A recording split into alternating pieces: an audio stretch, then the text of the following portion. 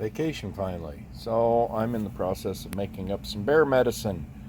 I got my 45 Colt loads going. I've got the 250 grain Hornady XTPs here. And then these are the Sierra number 8820, 240 grain. Let's see. Let's zoom in on that. Sorry for the quick motion.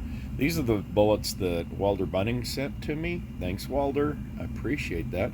And what I'm doing is we're going camping, and so I wanted to make up some hollow point loads, and I wanted to show you some interesting things.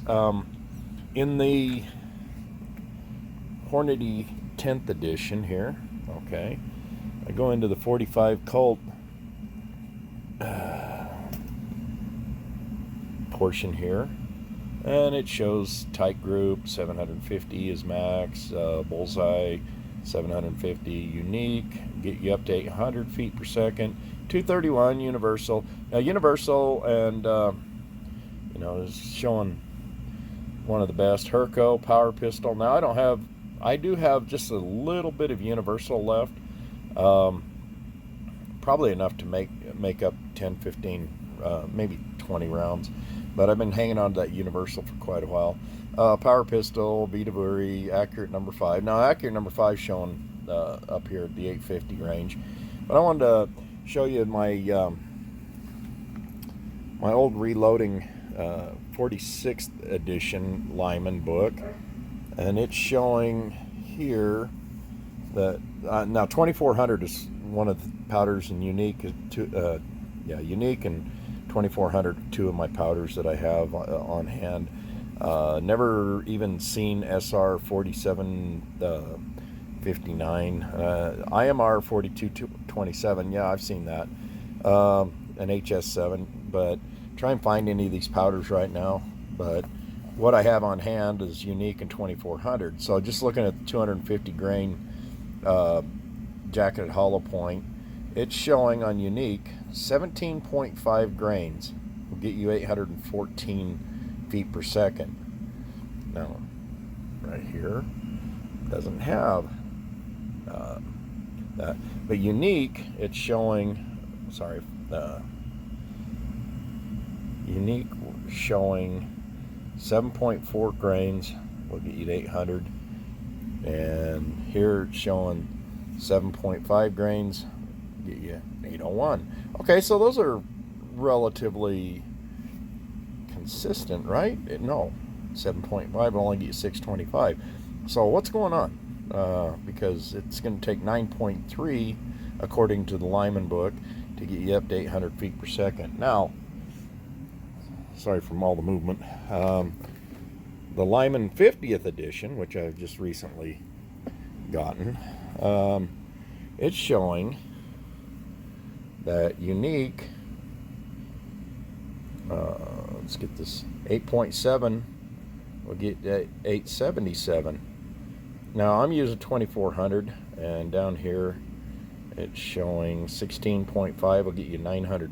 Now if I'm using a hollow point, I really want a little bit more velocity. It gives you better expansion, as you've probably seen on my jug busting. You want to run these a hollow point up about as pretty close as fast as you can. So I'm not gonna tell you what my charge is. I'm not supposed to do that, liability issues and things like that. Just a minute. But liability issues. Okay, so the maximum charge here, wow, really off. I was watching my finger with not through the camera. 16.5 get you 904 feet per second. I really want 850 to 900 feet per second for a hollow point. Now here's the 240 grain jacketed hollow core. So if I'm using 2400, I'm going to want to be up close to max.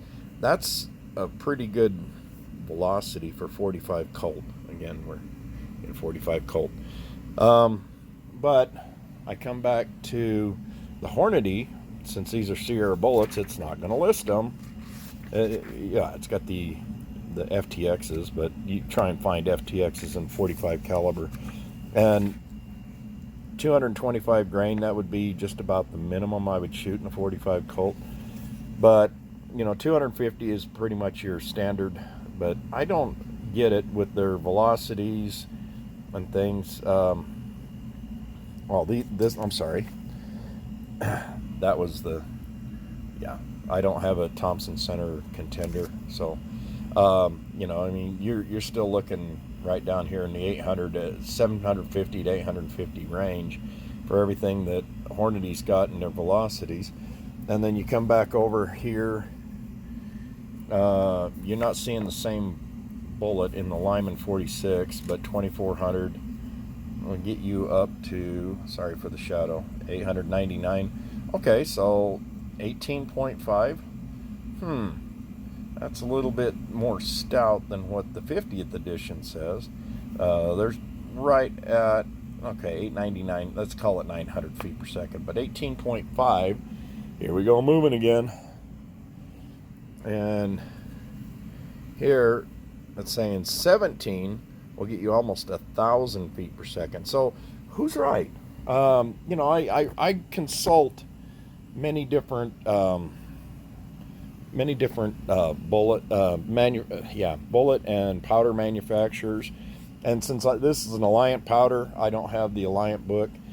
One of these days I'll get those. And here's a picture of the 45 caliber 250 XTPs, these little jewels right here, and I've got some loaded up now and getting close to the end.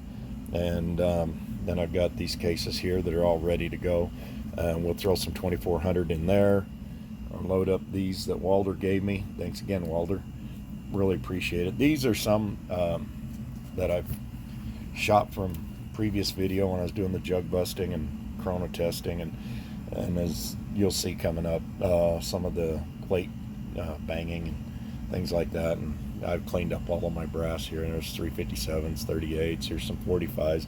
I put all my 9mm in a baggie because I'm not ready to load 9s right now, and I got some nickel cases that are ready to go, and I'm going to load some of those V crowns into that I showed you in a previous video. But anyway, it's interesting how data changes with time, and some manufacturers don't even show the data and don't show the different powders.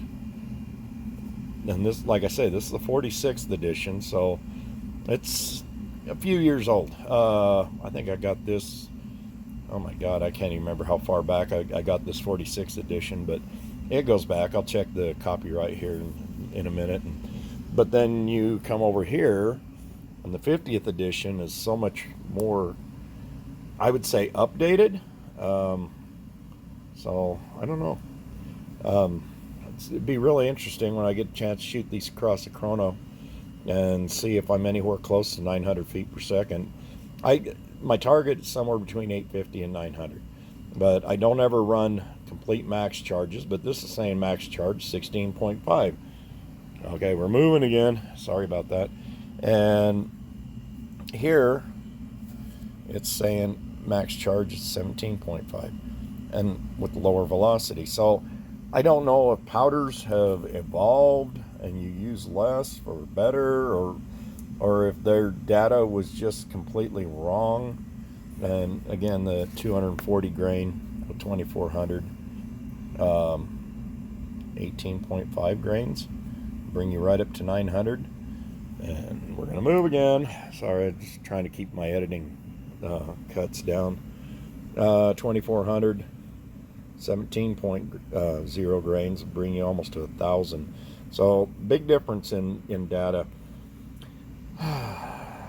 Where do I go from here? But like I said, yeah, okay. Don't normally show things like that, but okay. Just thought I'd give you an update since I'm on vacation and we're trying to get ready to go camping. And then I've got a little visit I'm going to be doing next week, and hopefully I'll be able to get a joint video out with a friend of mine. I'm going to go do a little visiting and maybe a little bit of plinking, but I just look forward to visiting my friend anyway. Okay, well, there you go. I just thought I'd throw that in. I got to go change a battery in my side-by-side and get all my air pressures up on the trailers, and because we got the camp trailer and we got the utility trailer, which the side-by-side will ride on that behind Mama's new car, SUV, whatever you want to call it, crossover, but the trailer will go behind the pickup, and the camp trailer, and we're going to be doing a little bit of outdoor stuff. I'm going to finally get to do a little fishing. Oh my God, I needed a vacation so bad, but yeah, we got a little bit more to go here. And I say I got my cases all cleaned up, and I got some 357s that I'm getting all ready to go to. That'll be coming up. And I got some bullets I got to still size and powder coat and things like that. I got to give some to a friend of mine when I go down to visit, some bullets that I've cast up. And then I've got another friend that I've got to send a bunch of bullets to, so I'm going to be doing a little bit of casting. And these aren't prepped here. Like I said, these were shot, so they still got to have the primer pockets cleaned out. Now, some people argue about that, but I like to clean my primer pockets and make sure that they're all good. And these cases over here are some pulled down. I had some bullets that I pulled last night, as a matter of fact. They were cast lead and not powder coated. They were traditionally lubed. And when I shot them in my Vaquero, I was noticing I was getting a little bit of leading. So I decided just to pull those down. I'll remelt the lead, and I'll put some, now I got things falling down. I'll put these in those bullets. So, okay, well, that's enough for rambling for now. Hope y'all had figured something out on this.